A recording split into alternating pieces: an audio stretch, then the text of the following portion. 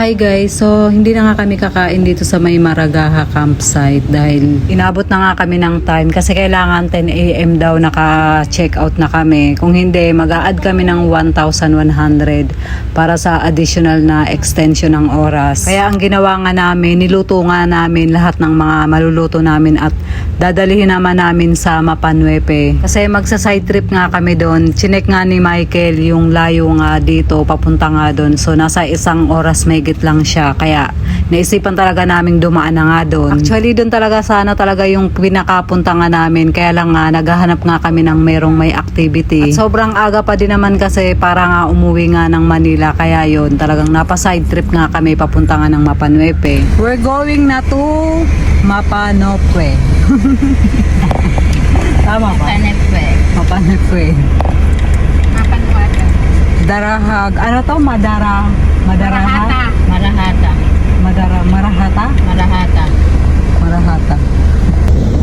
Maalis na kami ng campsite, car camping and parking in the bush.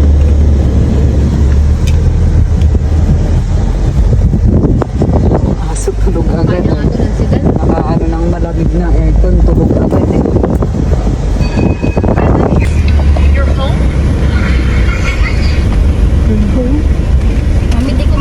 Pagkalabas nga namin ng campsite at ilang minuto na rin kaming bumabiyahe, nakatulog nga kami. Sobrang nakakaantok din kasi talaga kasi nga aga nga naming mga nagising. So si Michael dahil driver nga siya, wala siyang karapatang makatulog. So kami nga ilang beses na nga namin pinipilit na wag makatulog kasi nga para may kakwentuhan nga si Michael. Pero syempre hindi naman kasi talaga may iwasan na antukin ka nga, lalo na nga kapag mahaba nga ang biyahe. Ang biyahe nga pala sa Mapanuepe, bago mo nga mapasok yung loob, sobrang haba ng dadaanan mong napakalubak na kalsada. Tapos sobrang alikabok pa kasi nga hindi nga siya nakasemento. Sobrang lubak din nga siya, kaya umaalog-alog nga kami sa loob. After mga 40 minutes nga ng biyahe nga ng gano'n, nakarating na nga kami sa parang pinaka-gate nga ng papuntang Mapanuepe, pero wala pa kami talaga doon. So dito nga sa pinaka-gate, kailangan nga naming mag-rent ng tour guide kasi hindi kami makakarating doon sa pupuntahan nga namin kapag walang mag-guide nga sa amin. So dito naman, nagbayad nga kami ng 800 para sa tour guide, then 30 pesos per head para sa parang gate pass nga siya para makapasok nga dito sa loob. So dito nga, hindi ka pwedeng pumasok ng walang tour guide kasi maliligaw ka dahil nga nakakalito yung daanan. Kahit nga gumamit ka pa nga ng Google Map, hindi mo rin mapapakinabangan kasi nga may time or may lugar talaga na walang signal. So yun, kaya mapipilitan ka talagang mag-tour guide kapag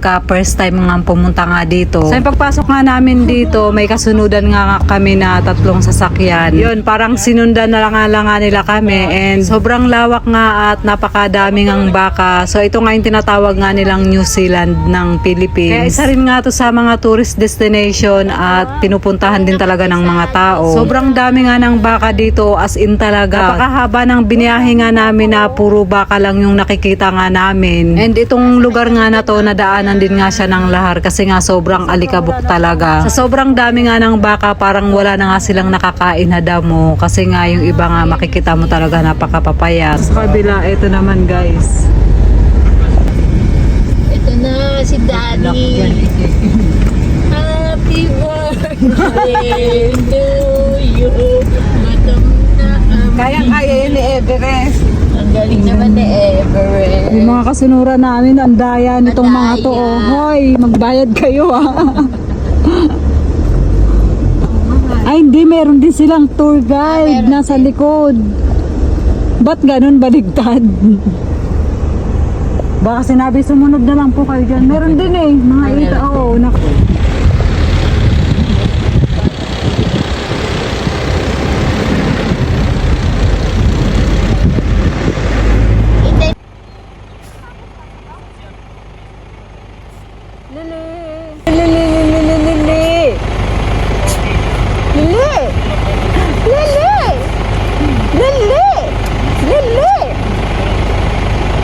Grabe ang alikabok ko.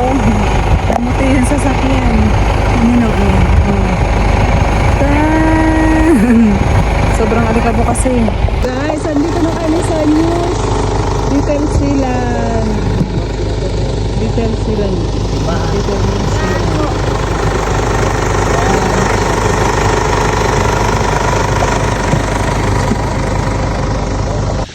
Dito na ako sa ilog. Hindi kasi pwede maligo dito eh.